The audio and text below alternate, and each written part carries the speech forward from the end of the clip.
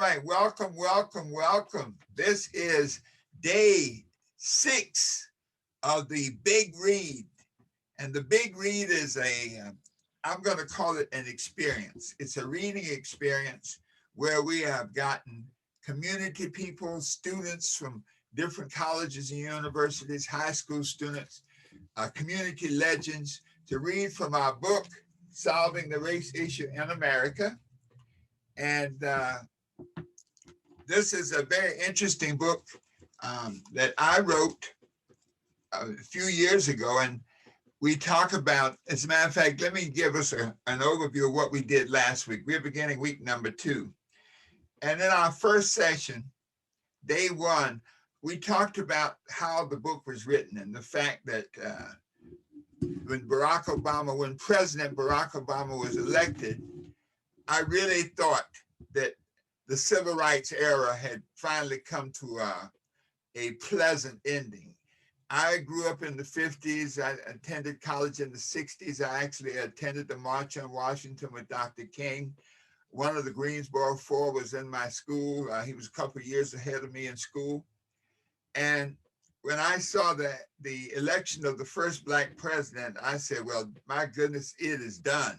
This country has finally gotten through this racial and racist experience. Let me set us up. All right, we have people joining us on Instagram. So let me get us squared away with that. Okay, very good. Okay. Welcome back, Dr. Rogers. Greetings, Dr. Harris. Welcome. All Miss right, Azsha Washington. I we are forwarded live on the link Instagram, and to we're already live. And I was wonderful. given an overview of where we've come over these last. This is the beginning of week 2, and I was sharing that week 1, day 1, we got an overview of the business of the book, of why the book was written, the synopsis.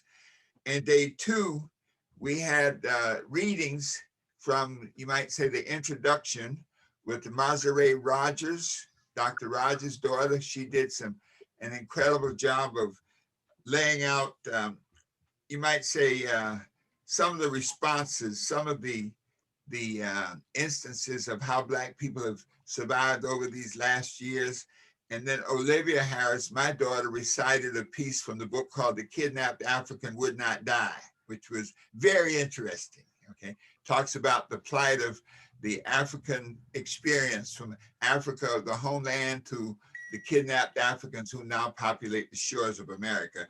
Day 3, we really got serious, and Ariel Payne, who's a second-year political science student from Florida A&M University, talked about, she just laid it out, but she really gave commentary on how Black students see this whole race paradigm and the importance of attending historically Black colleges. Some of the things that you can get from historically Black colleges that you may not get anywhere else, a whole different sense of reality. And Tyler Ford, who is a consultant and an author, shared more about integrating and how the issue of racism in America had really impacted our society from top to bottom. Day 4 was a powerhouse day. Dean Johnny Hill, the dean of the Shaw University School of Divinity, he laid out some scripture where he really shared some pieces from the book on a scriptural basis for dealing with racism, not only the existence of it, but how to resolve it. And that was followed up by a living legend, A. Peter Bailey, who is an author, a columnist. He was the former head of the Organization of African Unity and one of the pallbearers at the funeral of Malcolm X. Now that's singular, okay. And then finally, day 5, we did Haki Ami, who really talked about the paradigm of racism and ran into Dr. Martin Luther King's speech, the portion of the, everybody knows the I Have a Dream speech, you might say the sound bites, but he really talked about some very powerful messages that he shared about what that vision of a just society would look like. And then a firebrand, Kim Poole, who was a spoken word artist, brought us home with some serious conversation and even touching on the idea of reparations and how to make it right. So now today we stand at day 6, the beginning of the second week of the Big Read. And Dr. Rogers, let me throw it back to you. Wonderful. Thank you. So we're going to ask that everyone, when they're not speaking, just to mute so we don't get an echo effect like we're getting right now.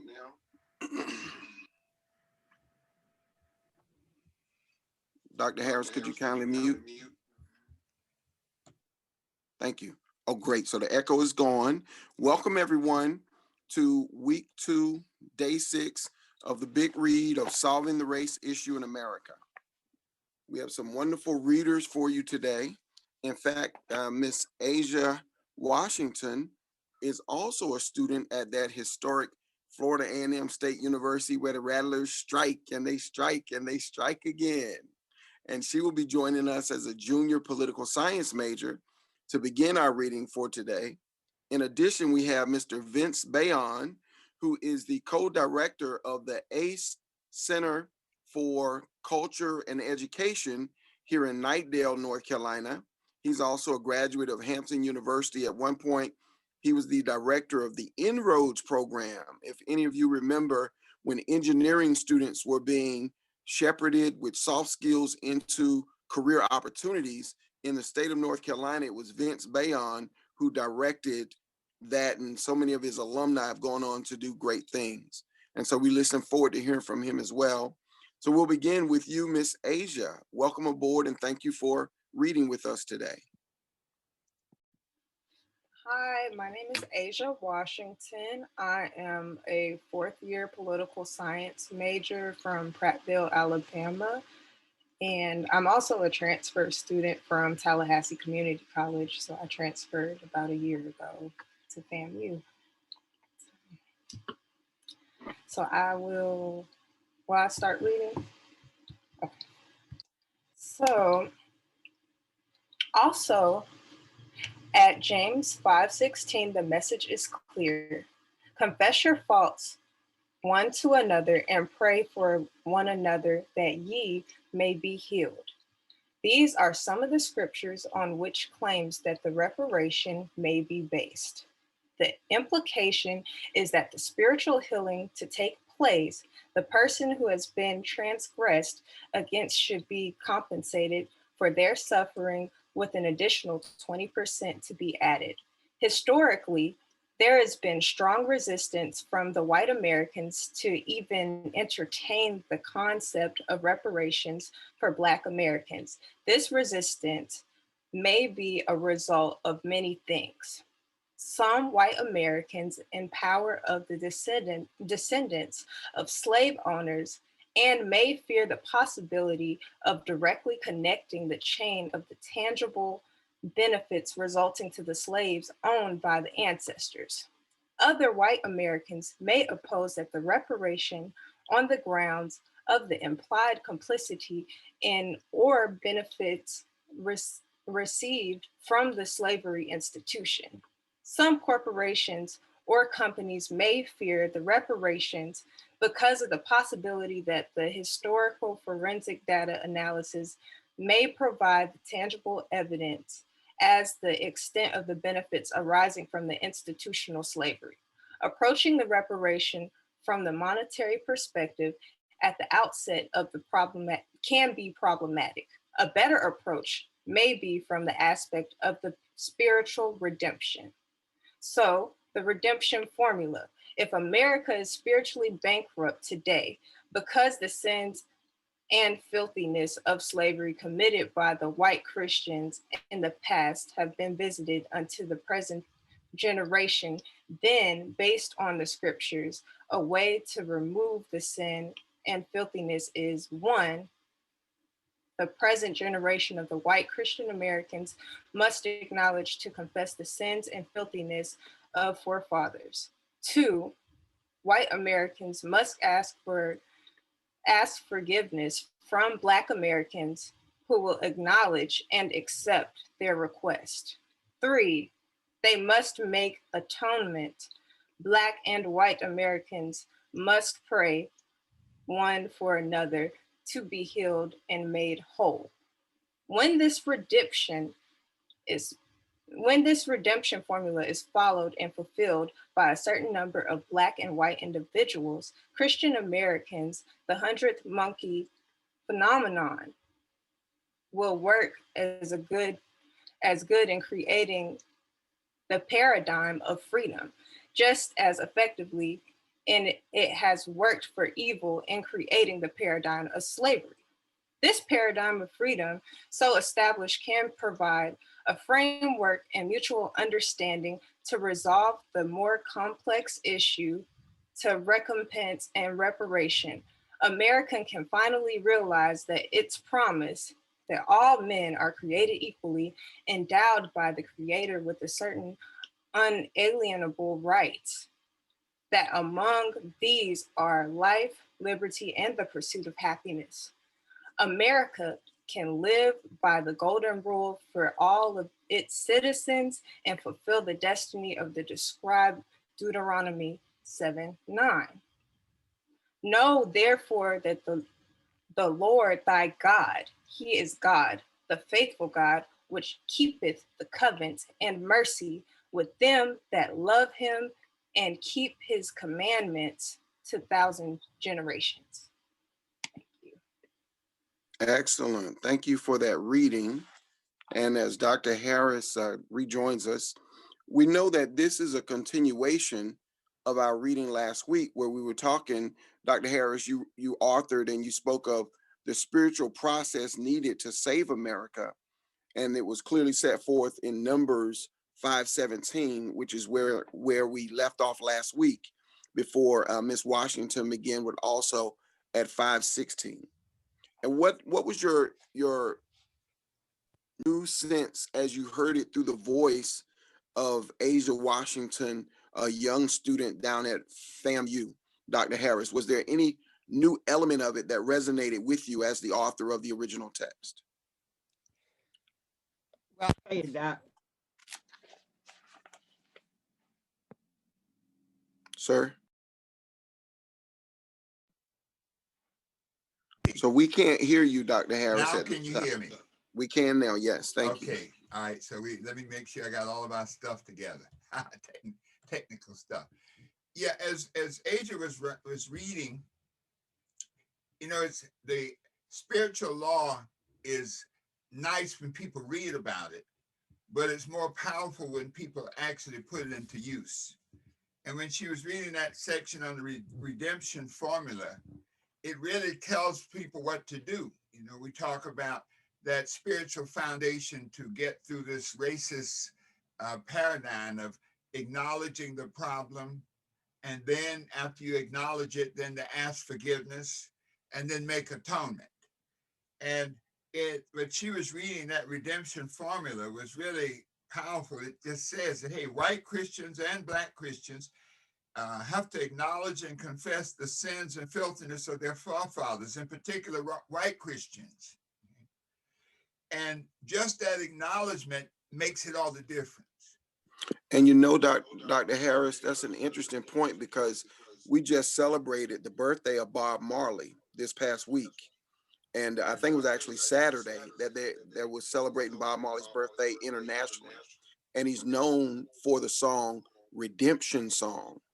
And that particular song speaks to this notion of, "Oh pirates, yes they robbed I, sold I to the merchant ships, minutes after they took I from the bottomless pits." And he goes on and his refrain is, "Oh help me to sing, help us to sing redemption song."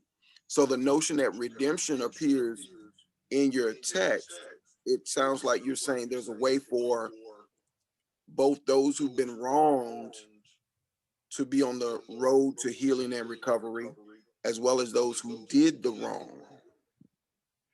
Well, you know, Doc, that was a good, when South Africa, when Nelson Mandela came out and South Africa was literally transformed, they had that, Truth and Reconciliation Commission.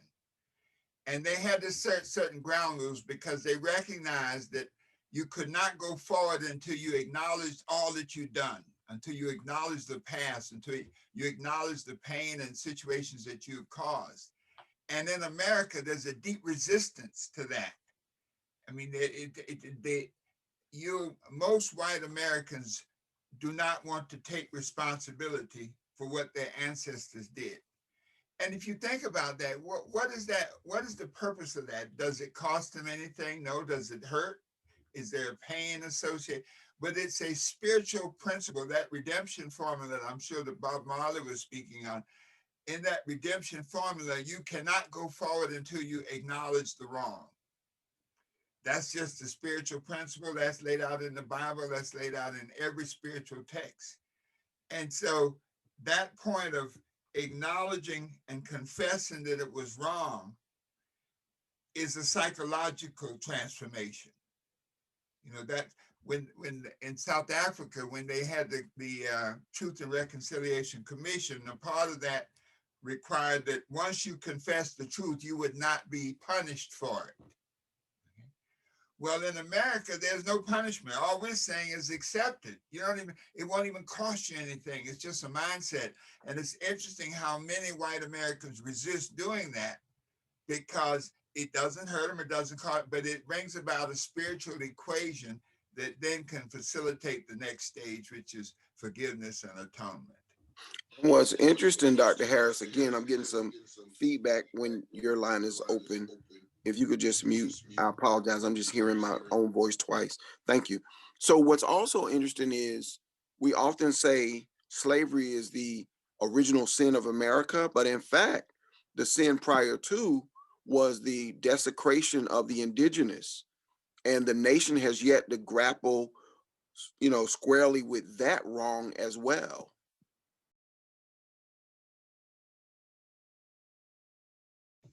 How can you not? But Doc, it goes to the spiritual problem. The United States Senate, as late as 2006, refused to condemn lynching. And even when the lynching bill was brought forth, I think Mary Landrieu from Louisiana, when she brought forth the bill, it was watered down, that instead of a condemnation, it's almost like, well, it's a bad thing. Okay, it was watered down, but even more impactful, the senators would not sign their name to the condemnation bill. They took a voice vote. So that's really saying, I do not want to take any responsibility whatsoever for what has happened in the past. I don't even acknowledge it. How does that ring on your ear, Miss Azsha Washington? What do you think of that?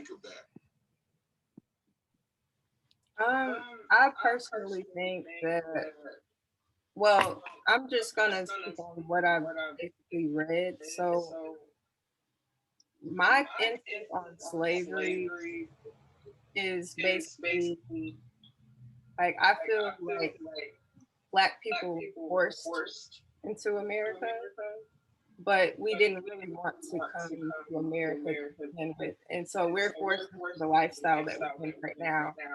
And our ancestors didn't really have a choice. And like, we always talk about how we're African American, but I always think that I'm African before I'm American, because my ancestors' lives were taken away from them to begin with. So my intent on everything is basically, we really don't have a choice. It's almost like we were forced into the lives that we're in right now. So.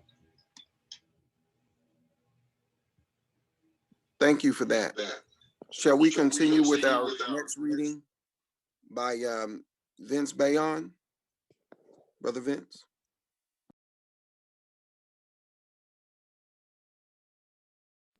We have you on mute, Vince. We can't hear you. Would you please join us for your reading? Thank you. All right, thank you. Thank you for the opportunity. So I'm picking up with chapter 2. Can everyone hear me? All right, I'm picking up with chapter 2, Observations and Commentaries. The impact of the paradigm of slavery has touched every facet of life in America. Below are a few observations and commentaries on ways this paradigm has influenced the lives of Black and white Americans. One nation under God.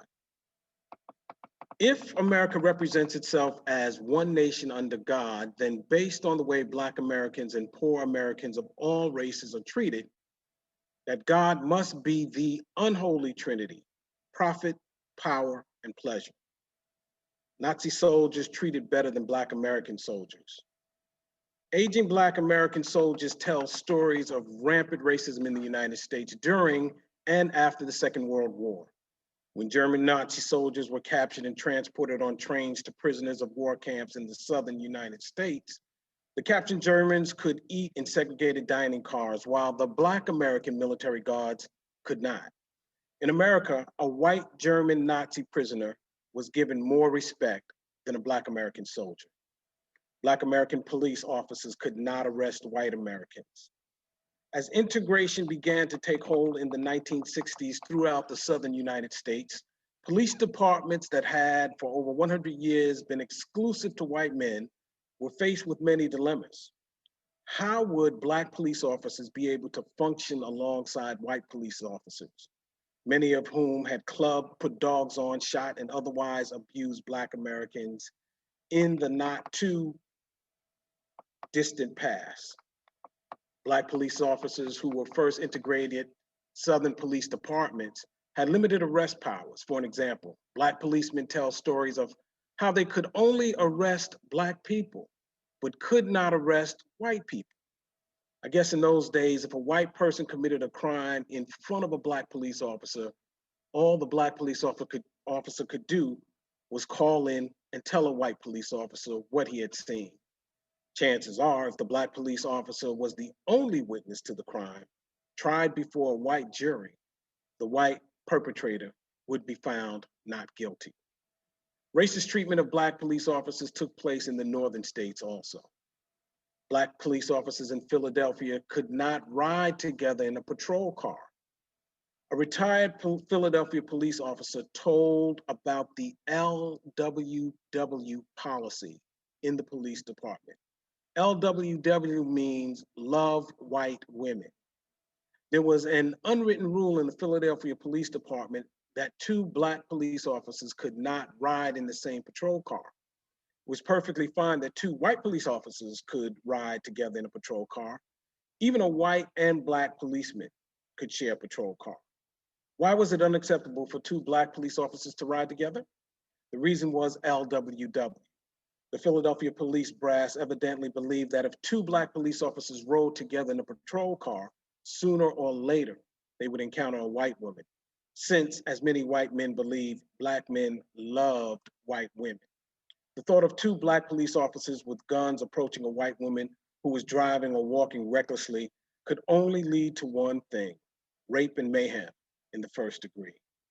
Thus, to prevent the unacceptable situation from ever happening to a white woman, two Black police officers could not ride together in a patrol car in the city of Philadelphia, Pennsylvania, all because of the LWW policy.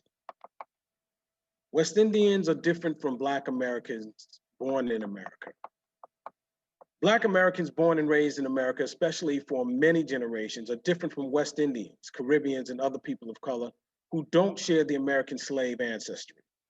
Although Black Americans and other Blacks who were born and raised outside of the United States may look alike on the outside, they are totally different on the inside in their psyche and their mentality. In contemporary America today, at the beginning of the 21st century, if you go to any city that has a significant number of West Indian or Black Americans of West Indian descent, you will find that these West Indians or Black Americans of West Indian descent will own more businesses, have better jobs, be more involved politically, and generally be more prosperous than many native-born Black Americans who've been in the country for generations. Let us consider some examples. Marcus Garvey, a Black charismatic leader of the earliest 20th century, had millions of followers in America. He probably had the greatest following of Black Americans of any Black leader in the first half of the 20th century. Garvey was from Jamaica, West Indies. Even world-respected Colin Powell, the only Black American to head the Joint Chiefs of Staff and the first Black American to be Secretary of State is of West Indian heritage. When you consider Black businesses that flourished in Harlem, New York City in the 1920s through the 1950s, a vast majority were owned by Black Americans of West Indian descent. Even today, at the beginning of the 21st century, there are more businesses owned and operated by Black West Indians or Black Americans of West Indian descent operating in Brooklyn, New York, than there are businesses owned or operated by natives bred out of the bowels of American slavery. Black Americans in the entire city of New York and probably the entire state of New York. If you travel throughout the United States of America, north, south, east, and west, you will probably find greater advances in businesses and even in the job market by Black Americans of West Indian descent than by native Black Americans. An example of this extraordinary presence of Black West Indians and Africans can be found in the education and management staff at historically Black colleges through America. Black people and Black Americans who have come to America from the West Indies, or in fact, from anywhere outside of the United States of America, tend to do better, own more businesses, acquire more wealth and power than native Black Americans who were born and raised in America of parents who were born and raised under the American paradigm of slavery. For discussion purposes, I shall label native Black Americans as Black Americans who were born in America of parents who were the descendants, going back at least 4 generations of American slaves and free Blacks who coexisted in America. Foreign-born Blacks are Black people, including Black Americans who were either born and raised outside of America or whose parents were born and raised outside of America. The most predominant foreign-born Blacks were initially Black people from the West Indies or the Caribbean, but now include all Black people from anywhere outside of America. The primary difference between native and foreign Black Americans lie in the residual effects of the paradigm of slavery inflicted by white Americans on Black Americans from the birth of the United States to the present. The white American slave masters taught Black slaves specifically, and Black Americans in general, how to be slaves and nothing else.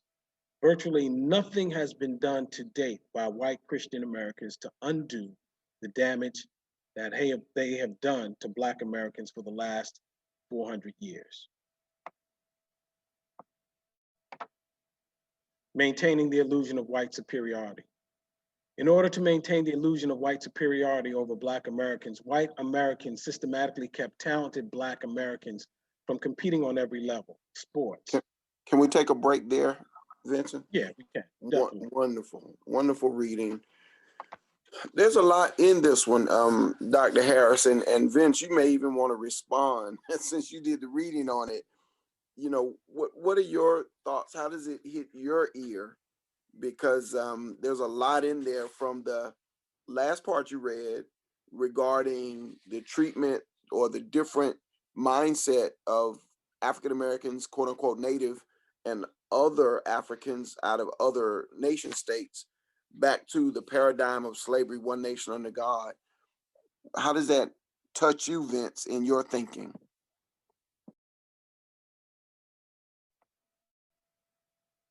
I'm sorry, Brother Dennis. I'm at my business and someone was knocking at the door, so I got a little bit distracted there. Hopefully you can hear me.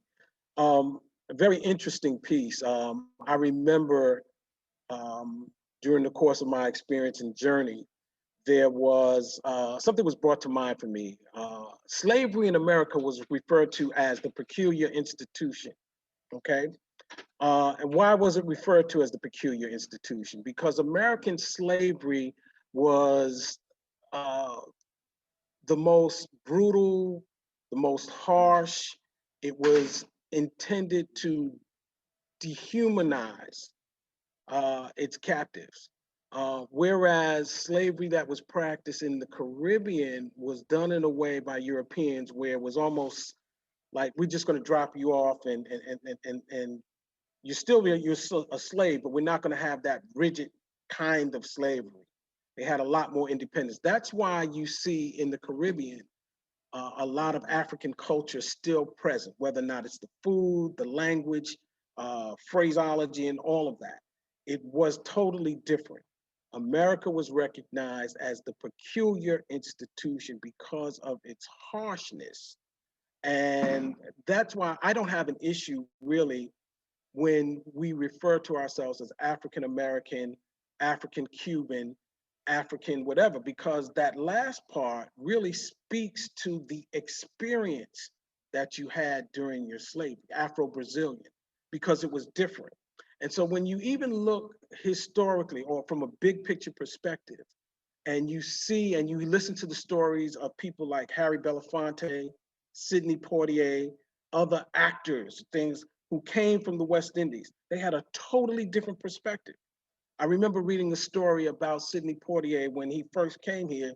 The idea of having to go through the back door was like, no, I'm not doing that. I don't do that where I come from. So a lot of times, a lot of the Black people from the diaspora, from the Caribbean, from Africa, they had trades. They were used to being.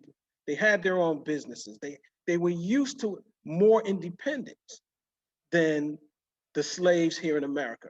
And what it has done, it has caused some friction as well between the two groups. It comes across often as though they think they're better than us. No, it was just a total different experience. And when they came here, that clash of culture, that clash of experience caused some tension, definitely. But certainly in America, this idea, and people need to read, actually was a book that was written, that was, I think in 1989, that was called The Peculiar Institution.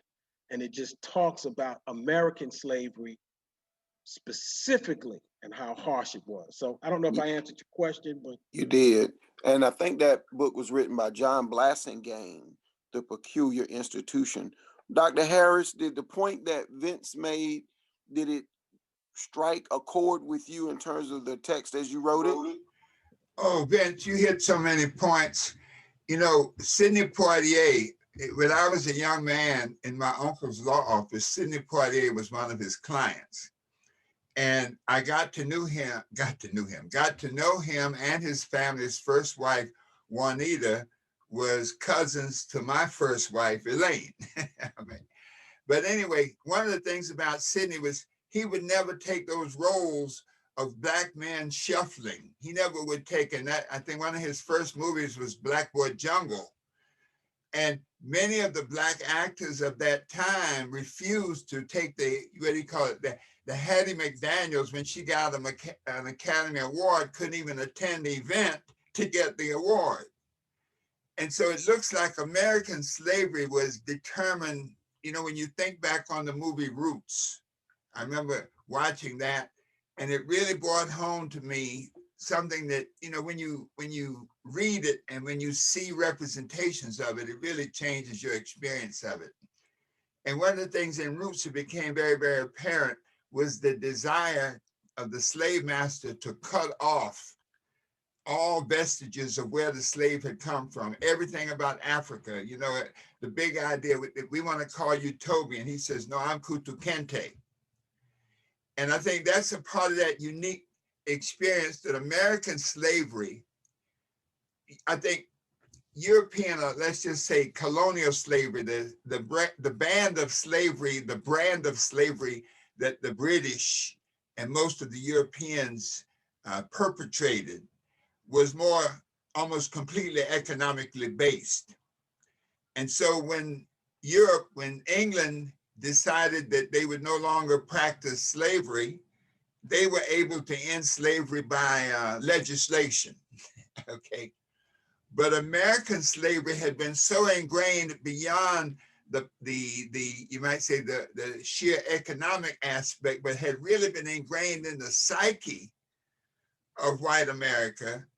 And so the slave paradigm for white America was to cut off everything that made the kidnapped African human and to cut off the heritage, and beyond being just a property, like an inanimate property, but to be totally a human property, not just to be used for business purposes, but to be possessed in every regard: business, sensual, sexual, educational, emotional.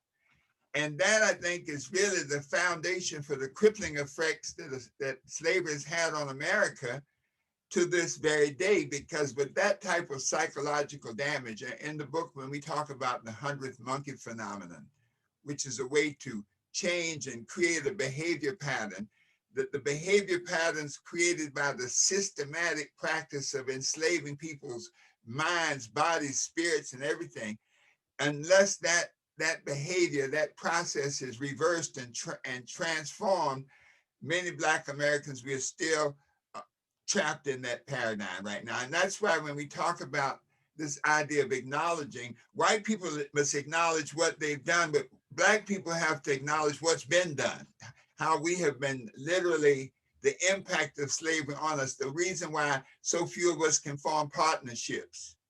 You know, when we talk about Black people not be able to get together, in the slave mentality, in the slave paradigm, 2 or more Black people getting together, especially Black men, would be punishable by death.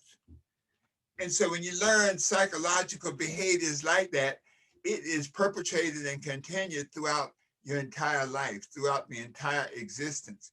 And until it is addressed, it perpetuates and continues going. And then it becomes a self-fulfilling prophecy. You know, it's like you keep a man from being educated, as they did in the South and in the North, in the schools, but then you condemn him for not having an intelligence, for not having an education. You keep a man, you look at World War II, after the World War II with the GI Bill, someone did a study, and a very, very small percentage, and I mean minuscule percentage of GI Bill loans were granted to Black soldiers. And I say minuscule, I mean like 10,000 to 2, those kind of minuscule.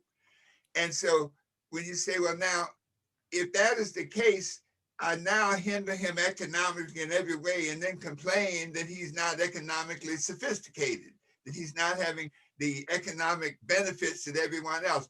I think that is one of the reasons people can come here from every country and get in front of Black Americans, American-born Blacks, in every regard, in music, in business. I mean, it's no curious fact when you look at so many, even the Black actors today are from England. We have perfectly good American actors. I'm not knocking them. I'm just saying that there's a whole paradigm that still exists. I won't go any further, Doc. Back to you. Yes, and I was going to say, Doc, that something that's interesting, 2 points. One is Alex Haley was interviewed after the Roots, film became extremely popular, and he said, I wish when we made the film, we had invested more time originally demonstrating what life was like on the continent of Africa prior to European intervention. And we know Chinua Achebe wrote the book Things Fall Apart, and he speaks directly to that. You spoke lastly, and I'm coming back to this point, you spoke lastly of the GI Bill. Well, the GI Bill was actually written by Adam Clayton Powell, who also wrote the Student Aid Bill, Pell Grants, and so much other legislation. But in the implementation of law, there is racism, right? Judge Higginbotham wrote the book called The Color of Law, where he speaks of what W.B. Du Bois talked about in his book, Reconstruction, the notion that the very laws written in the colonial colonies in each of those states were written specifically to do the things you mentioned have been done to quote unquote native born Black folks. And then there's this idea that even in the day, right, I've heard stories, and I don't know who put this out, but I've heard the stories of Black Americans going into, places where they're not allowed, and them being stopped by someone and them simply speaking French and saying that they were African. And because they said they were of African descent, they were treated differently. So I think it's as much the mentality that's being, placed into folks as it is by every strike of societal power, there's a box put around the quote unquote native Black American. It isn't just that there's the mentality of enslavement, but there is systematic racism institutionalized to keep the Black American in their place in the midst of gentrification, all the other things we're seeing today, Latino communities coming in and they're flourishing right inside of our communities. But at the same time, that the mentality you spoke of is there, so too is institutionalized discrimination and white supremacy, as Joseph Biden, the president, said during his inaugural speech. Well, you One of the pointed out, things, just one thing, you pointed out something. In the Negro leagues, in the Black leagues, they would often name the Black baseball teams like the Cuban All-Stars, the Haitian Halos. In other words, they wanted to give even the sport of baseball a foreign name so that, once again, the white psyche could not attribute any skill at all to Black Americans. The one other point I want to make today, this is February 2021, the North Carolina legislature went to great lengths to change the curriculum in some of the schools and some of the descriptions of the curriculum from dealing with systemic racism. They wanted to remove the word systemic and just have racism, okay? Systemic segregation. In other words, this attempt by white America to always minimize the impact of it continues. And this is yesterday. This is this weekend in North Carolina. And I'm sure it goes when you go to Texas. They had a big thing there with the education. And so as long as white Americans continue to do this, perpetrate this type of deception and deniability of culpability, then we're going to stay stuck in this paradigm. The country will be stuck in this paradigm. But isn't that amazing that today this is still happening? Back to you, sir, Vince. yeah, so I know a little bit earlier we were talking about, I think, Brother Rogers, you brought up Bob Marley. And it's interesting to me, one of my favorite songs of Bob Marley, there's a song where he says, emancipate yourself from mental slavery, but none but ourselves can free our minds. And it reminds me of an official mentor of mine, Dr. Naeem Akbar, who had a book called Chains and Images of Psychological Slavery. And until we begin to address that aspect of it, to break some of the conditioning that has been put upon us through this peculiar institution and this peculiar process, we have to find a way to be more effective in unraveling and untangling from those kinds of things. Again, when you look at the experience of the African Americans and slavery here as opposed to all over the world, it was different. The closest thing may have been the next harshest may have been in the Arab slave trade. But that's why a lot of African American, a lot of Black Americans ended up going to Europe and were received better in Europe, France, England, rather than stay here in America. It was just different. So just wanted to put that out there. And we've got some serious work to do as it relates to freeing ourselves mentally, psychologically from some of the stuff that has been perpetrated against us. How does this square, Miss Azsha Washington, with what you're experiencing there at Florida A&M State University with the education you're receiving? You said, how does this relate? How does it frame? How does it relate? Yes, to the education you're receiving there at FAMU. Okay, so I've noticed since I've been at FAMU how we kind of have like a rivalry with another PWI in a sense, because we feel like we're not treated the same. You notice how FSU, Florida State University, will take up half of Tallahassee, and then FAMU only takes up a small portion.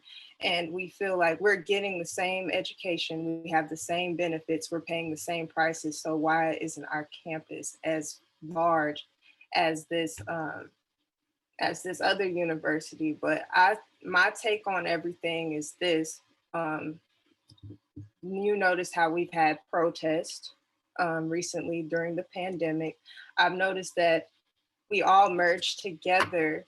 A lot of African Americans and white Americans were merging together so that we could try to figure something out. That's when I feel like we were coming to a common ground. But once everything was kind of dying down, the common ground just built up this wall between the two campuses. And I feel like as a student, from what I've seen, I've experienced being around different cultures because I'm a military brat. So I have to see how people react to situations. And to some people, they might think I'm a little too woke. Sometimes I say things that just sound out of the ordinary, but it's because it's from my perspective. Also, I wanted to chime in about slavery. And when you guys were talking about the movie Roots, I actually used to watch it when it would come on television on and off around Christmas time.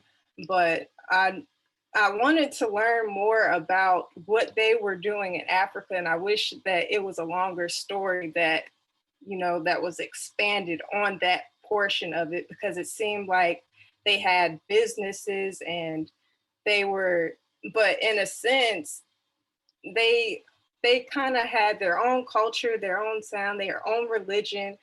And now we were forced into Christianity, and we have become Christians because that's what slave masters told us to do. But they were switching the Bible up and twisting the words to start this mentality for us to think mentally like, oh, we're God in a sense, and you're supposed to listen to what we have to say. So my take on everything is, I think that a lot of students my age, and me being in an area, I'm from Alabama. I grew up in Alabama most of my life, but I'm also a military brat. And a lot of people in my area are not used to people speaking up on the issues that we have with racism. And I would always speak up. I would always get in trouble at school for speaking up because they weren't used to that. So that's my take on it.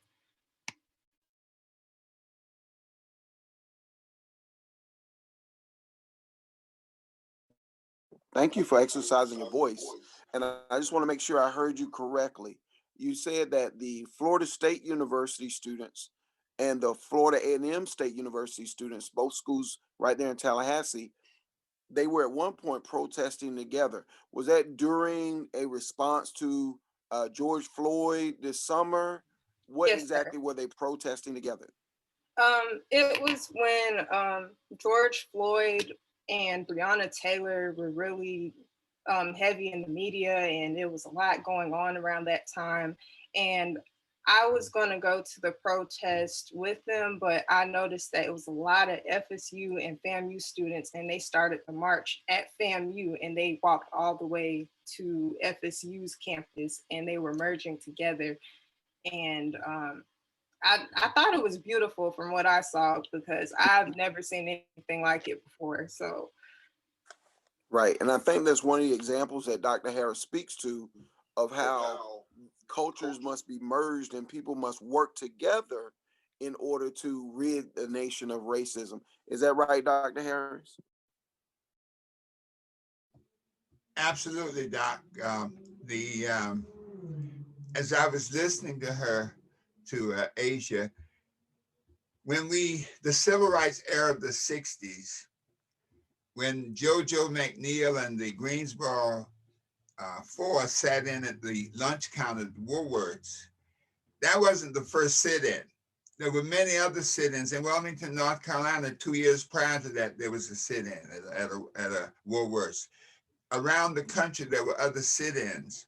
But that was the first sit-in that white people joined in.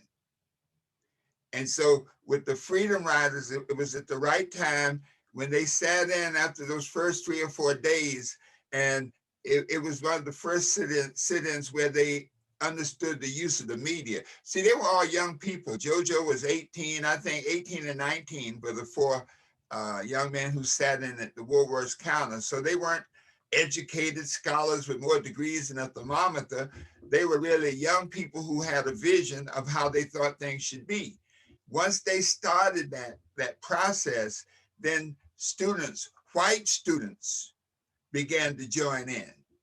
And so I guess it's another aspect of the paradigm of racism, that when you start to assert your rights, the rights of truth and justice, that even, I guess the subtlety of racism is still, it has to be validated by white people in order for it to move forward.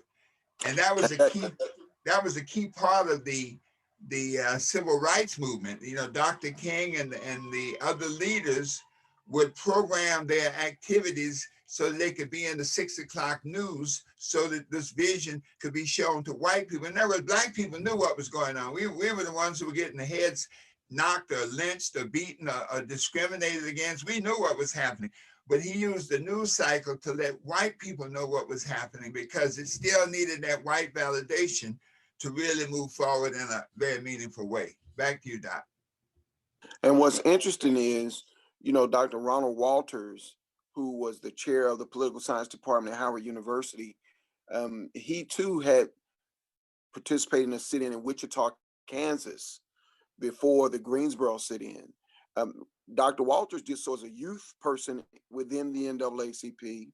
My understanding is that the Greensboro Four were all freshmen, and that these freshmen, it wasn't that they were coming out of a mindset they had obtained at A&T, but they were in fact, or the leadership, my understanding is, were NAACP youth members as well, as Rosa Parks was a member of the NAACP when she was the second person who decided not to give up her seat on the bus, that began the Montgomery bus boycott. And the reason I bring that up is because the origin of the NAACP with the Niagara movement and W.E.B. Du Bois and Mary Church Terrell and others was that they built it as a multi-racial entity in order to address the dragon we know as racism.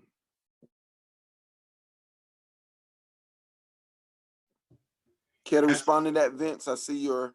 Yeah, go ahead, Vince. Or Dr. Harris first, yeah? No, go ahead, Vince.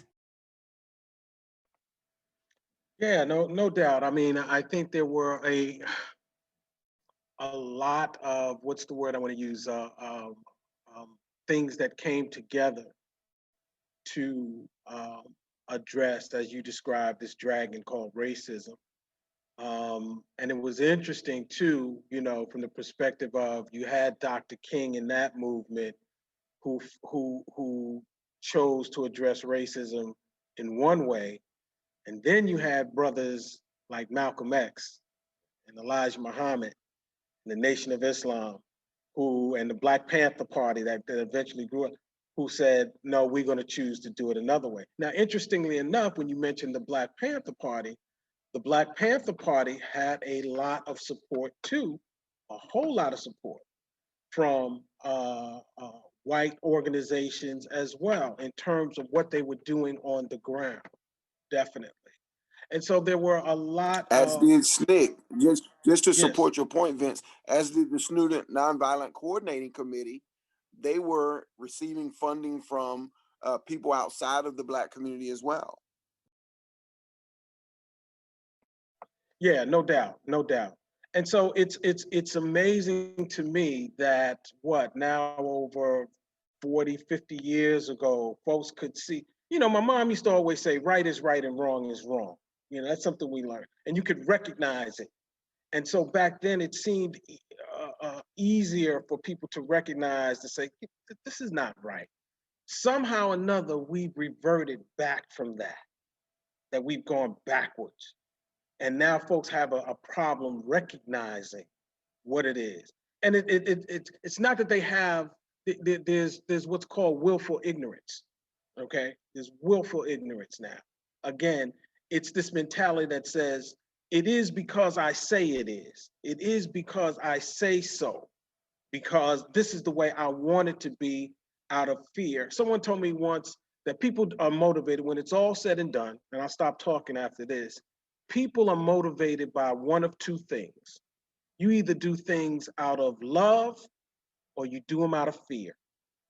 When it's all said and done, and right now the level of fear, particularly around amongst white Americans, in terms of losing that power base, that grip that they've always had, that sense of privilege that they've always felt, has pushed them over the edge. And I don't know what it's going to take and how we neutralize that. But I think that, of course, conversations like this, readings like this, and still pushing it to the forefront has to be a part of our responsibility. Wow, yeah, that's so powerful, Vince. Now, you're in New York, Vince? No, I'm actually in North Carolina. However, I am from Harlem. I was born and raised in Harlem. And so everything that you mentioned, I lived it. I Yes, saw it happening. yes. Very familiar with. I'm New York City, born and bred, and so I lived it. And as I'm reading that, I'm like, yep, yep. That's the situation. That's the story. Um, so truth, truth.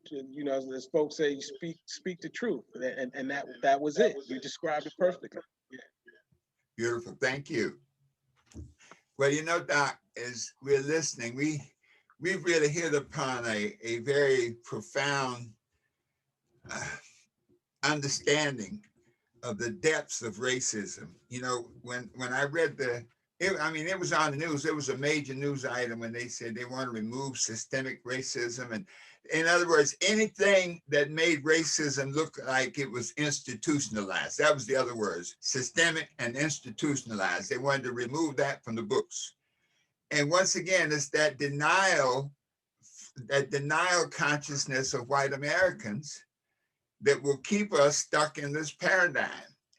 And until enough white Americans stop that, until we can get, I think of it as a critical mass, when enough people, for example, after the civil rights era of the 60s, enough people spoke things of unity and trust and truth and justice and equality that the Ku Klux Klan and those white nationalists slid into the background. They didn't die, they didn't go away, but it was because the critical mass of thinking of the overall society was that integration was good, that justice was good, and that we should do these things now because they were right things to do. When the churches came together, Dr. Rogers and I worked with a young lady, Dr. Sherry Rogers, who produced a film called Shared Legacy.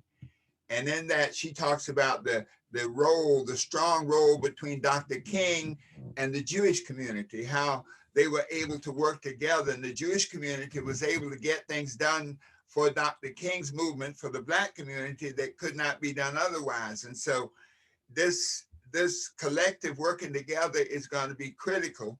And it's a one-to-one thing. That the interesting thing is, as I was watching the news reports on this North Carolina denial of education, of understanding, these things are done by individual people. And I think this is a part of the solution, that all of the racism, all of the hatred is perpetrated by individual people. Like the government doesn't hate anybody.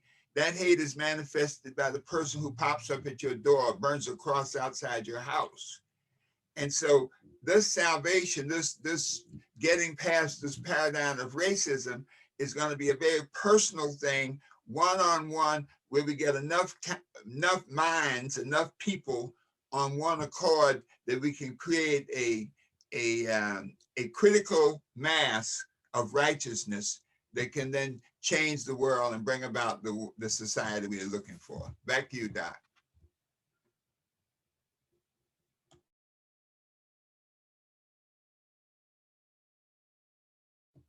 Your mic, Dr. Rogers. Thank you. Hearing your point makes me think of when Lyndon Baines Johnson was the president of the United States, and Dr. King and others came to him and they gave a logical argument. And he said, "You're right. I should do that, but you're going to have to make me do that."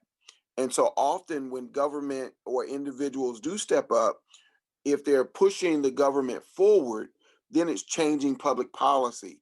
Then it becomes the law of the land, at least in de jure, in law, if not in fact, which catches up with the law ultimately as the law is enforced and individuals take it upon themselves to make sure that social constructs happen in accord with the law as written. With that, we're about to conclude at this time.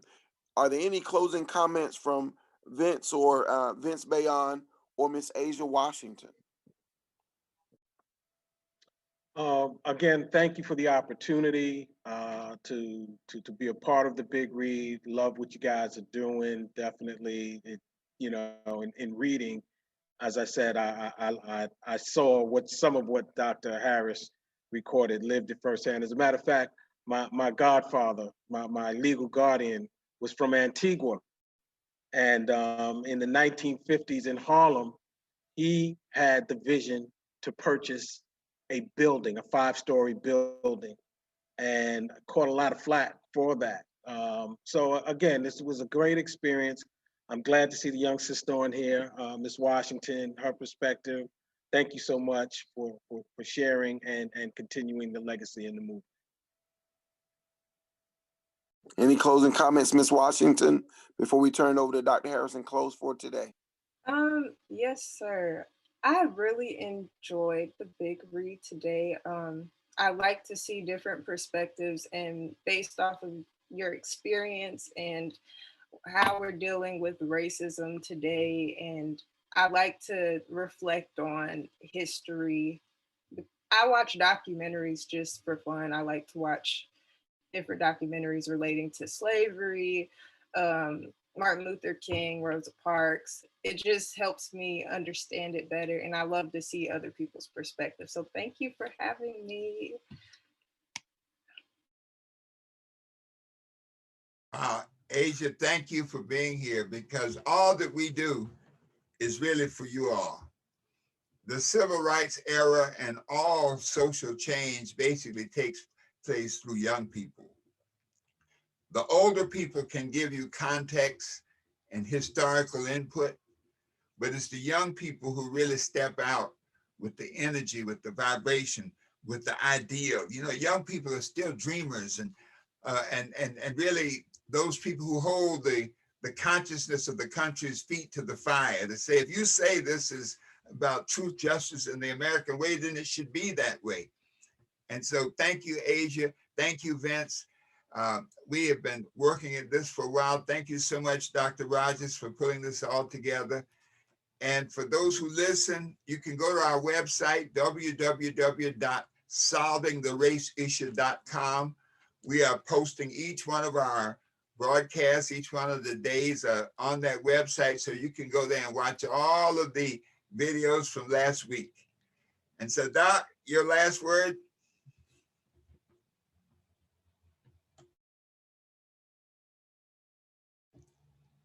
You have to unmic yourself. The last word is unmute.